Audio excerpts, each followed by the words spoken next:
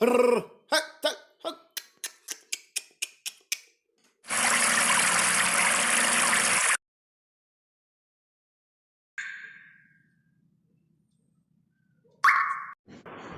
अहो धनी, लाईन गेली वाटतं. हायला राव, अजून तर लई येळ आहे लाईन जायला. अरे लेका, अरे डीपी आईल फेकू राहिले रे भाऊ. सकाळी तर डीपी बसवली, आता ह्यो काय राडा पुण्यांदा. हो रामराव, चला आपण दोघं जाऊ डीपीवर. हा चला चला. चायला काय राव, यांच्या डीपी लावल्या की लगेच फेल होतात. हा ना राव, सकाळीच तर लावली डीपी. अरे देवा, आज तर घावाला पाणी द्यायचं दिस होता. आता रे काय करायचं. हो दिगू नाना, एवढी गर्दी कशा बाई? अरे लेका, डीपीनं ऑइल फेकलं ना. ती सकाळच्याला जोडली होती ना, ऑइल कस काय फेकलं? अरे काय चाललंय हाय MSCB वाल्यांचं. आमची मंदिराखालची डीपी 10 दिवस झाले जळून, अजूक आली नाही. तुमची आली ती ही अशी फॉल्टी. आता एक काम करू, MSCBच्या ऑफिसला जाऊ आणि त्या साहेबालाच जा विचारू. चला रे सगळे, चला रे चला रे चला. ओ साहेब, आत येऊ का? या दिगंबरराव, या बसा. अहो तुमची मायातली डीपी कालच दिली, व्यवस्थित सुरू आहे ना? अहो साहेब, काल तुम्ही आम्हाला डीपी पाठवली, वायरमनने ती बसून पण दिली. आमच्या मोटारी चालू झाल्या आणि तासाभरानं पुन्हा डीपीनं ऑइल फेकलं ना. अरे असं कसं झालं? हो साहेब, तुम्ही आम्हाला जळालेलीच डीपी दिली. अहो पोपटराव, तुम्ही आपली माणसं, तुम्हाला जळालेली डीपी कशी काय देणार सांगा बरं. मग साहेब, डीपी लगेच जळालीच कशी काय? बरं, आधी मला एक सांगा, सकाळी वायरमनने डीपी चालू केली होती ना? तुमच्या मोटर चालू झाल्या होत्या ना?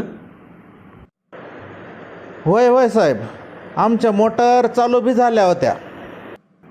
मग डीपी ओके होती की नव्हती? होय साहेब, डीपी तर चालू होती.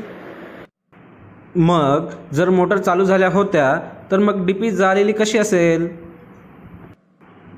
सर्वप्रथम आपण एक गोष्ट लक्षात घेतली पाहिजे की डीपी हे एक तांत्रिक उपकरण आहे, बरोबर का? वय साहेब, बरोबरच आहे. ज्या अर्थी डीपी जळाली त्या अर्थी डीपीच्या सर्किटवर एखादा दोष असला पाहिजे, बरोबर का? वय बरोबर. पण साहेब, वायरमनने सगळी LT लाईन चेक केली, लाईनवर आलेल्या झाडाच्या फांद्या बी तोडल्या, डीपीची केबल बी तपासली, डीपीला आर्थिंग बी नीट केली होती, लूज तारा टाईट केल्या, तरी डीपी लगेच जळाली. एवढं सगळं करून डीपी का बरं जळाली पुण्यांदा? बघा, 99% डीपी जळण्यामागे नादुरुस्त मोटर पंप कारणीभूत असतात. म्हणजेच एखादी डीपी जळाली व त्या डीपीवरील सर्व मोटर पंपांची मेगर नावाच्या उपकरणाने तपासणी केली असता एकूण मोटरपैकी 30 ते 40% मोटर ह्या नादुरुस्त म्हणजेच बॉडी अर्थ असलेल्या अनेक सर्वेक्षणातून आढळून आले आहे. डीपी जळण्यासाठी एक नादुरुस्त मोटर देखील पुरेशी असते. काय सांगता साहेब, असं असतं होय? जर आपण सर्वांनी आपापल्या मोटार गावातील चांगल्या हुशार मोटर वाइंडरकडून मेगर नावाच्या मीटरने तपासून घेतल्या तर नादुरुस्त मोटर पंप शोधून ते लगेच दुरुस्त करता येतील. म्हणजेच आपली डीपी पुन्हा जळणार नाही व आपले नुकसान देखील होणार नाही. आणि हो, आपल्या मोटर बॉडी अर्थ आहे किंवा नाही ते आपल्याला मेगर नावाच्या मीटरवरच अचूक समजू शकते. साहेब, वय खरं आहे बरं का. मागल्या हप्त्यामध्येच त्या राम्याची मोटर झटके मारत होती बघा, पण त्या राम्याने बी काय मोटर चेक केली नाही, आणखी बी नुसती ढोपरतोय तशीच. होय, अशी मोटर लगेचच तपासून घेतली पाहिजे.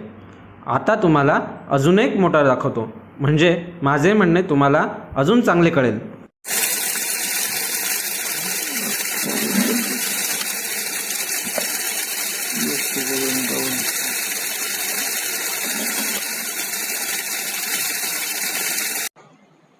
येथे आपणास दिसते की एका नादुरुस्त मोटरचे तीनही फेज वेगवेगळा करंट घेत असून त्यात मोठ्या प्रमाणात तफावत आहे. वास्तविक पाहता तीनही फेजचा करंट जवळपास सारखा असणे अपेक्षित आहे. बघितलं मोटर कशा फॉल्टी असतात ते. आता पुढचा प्रामुख्याने आढळणारा दोष म्हणजे कॅपॅसिटर न वापरणे. कॅपॅसिटर वापरल्यामुळे आपल्या मोटारचा तसेच पर्यायाने डीपीचा 20 ते 25% लोड कमी होऊन मोटारचे व डीपीचे तापमान नियंत्रित राहते व त्यांचे आयुष्य वाढते. कॅपॅसिटर जोडण्यापूर्वी जी मोटर अनुक्रमे 2.56 एम्पियर, 2.59 एम्पियर आणि 2.61 एम्पियर एवढा करंट घेत होती, तीच मोटर कॅपॅसिटर चालू केल्यानंतर 0.52 एम्पियर, 0.53 एम्पियर आणि 0.58 एम्पियर एवढाच करंट घेत आहे.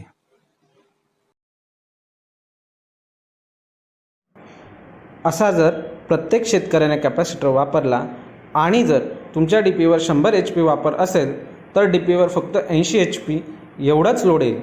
मग तुमची डीपी चांगली चालेल. आणि मुख्य म्हणजे कॅपॅसिटरची किंमत पण खूप कमी असते, अगदी 1 महिन्याच्या मोबाईल रिचार्ज एवढीच. काय म्हणता? 1 महिन्याच्या मोबाईल रिचार्जची एवढी किंमत? आणि हो, पण कॅपॅसिटर घेताना नामांकित कंपनीचाच घ्यायचा बरं का. तुम्ही जर लोकल कंपनीचा कॅपॅसिटर घेतलाच तर काहीही उपयोग होणार नाही, तुमचे पैसे वाया जातील एवढं मात्र नक्की. अरे बापरे, हे असं असतं होय साहेब? मग बरोबर आहे, आत्ता कळालं आम्हासनी. पुढील संभाव्य दोष म्हणजे ऑटो स्टार्टर वापरणे. प्रत्येक मोटर सुरू होताना तिच्या रेग्युलर करंटपेक्षा 1.5 पट करंट जास्त घेते आणि त्यामुळे आपण सर्वांनी जर मोटरला ऑटो स्टार्टर वापरला असेल तर लाईट आल्या आल्या डीपीवरील सर्व मोटर एकाच वेळेस सुरू होतात. त्यामुळे डीपीवर प्रचंड प्रमाणात लोड येतो व त्यामुळे डीपी जळण्याची शक्यता वाढते. म्हणून ऑटो स्टार्टरचा वापर पूर्णपणे बंद करावा. साहेब, हे असंच होत असणार बघा. त्याचप्रमाणे डीपी जळण्याचं पुढील संभाव्य कारण म्हणजे फेज चेंजर.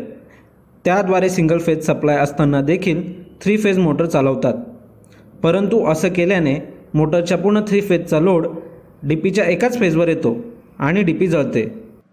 साहेब, असं आम्ही नाही करत बरं का, पण दुसऱ्या सर्किटवाले समधे असेच करतात. आता आम्ही त्यांना बराबर समजून सांगतो. आणि आता सगळ्यात महत्त्वाचे कारण म्हणजे वीज चोरी. विजेचे अधिकृत कनेक्शन नसताना तारांवर वायरने आकडे टाकून विजेचा वापर करणे. वीज चोर आकडा टाकत असताना बऱ्याचदा तारेला तार चिटकते, त्यामुळे डीपीला बिघाड होतो. घरगुती वापरासाठी वीज चोर हीटर, शेगड्यांचा वापर डायरेक्ट तारांवरून करत असतात. यामुळे क्षमतेपेक्षा जास्त लोड एकाच फेजवर येतो व रोहित्र नादुरुस्त होते. त्यामुळे वीज चोरी करू नये. वीज चोरी करताना आढळून आल्यास दोषी व्यक्तीस दंड व तुरुंगवास, दुहेरी अशी शिक्षा होऊ शकते. वीज चोरी करीत असताना अनेक लोकांना आपला जीव देखील गमवावा लागला आहे. साहेब, ह्या गोष्टी आम्हाला माहितीच नव्हत्या हो. बरं झालं तुम्ही आम्हाला सांगितलं. आता गावातल्या वायरमनसोबत आम्ही सुद्धा काळजी घेऊ. हो, नक्की. आणि महत्त्वाचे म्हणजे आपले महावितरण देखील आपल्या प्रत्येक ग्राहकाला दर्जेदार सेवा कशी देता येईल यासाठी सदैव प्रयत्नशील असते.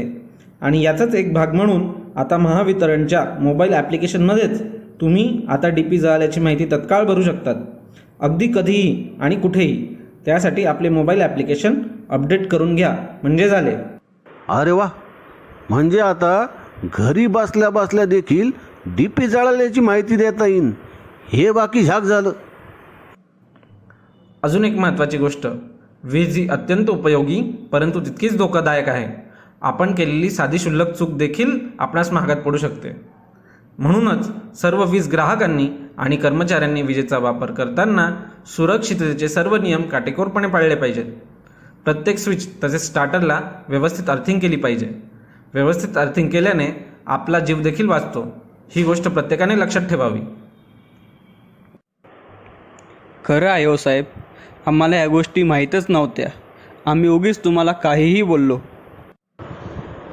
आता आम्ही घरी जाता जाता दुकानातून चांगल्या कंपनीचे कॅपॅसिटर घेऊनच जाऊ आणि उद्या सगळ्यांच्या मोटारी बॉडी अर्थ आहे का ते तपासून घेऊ.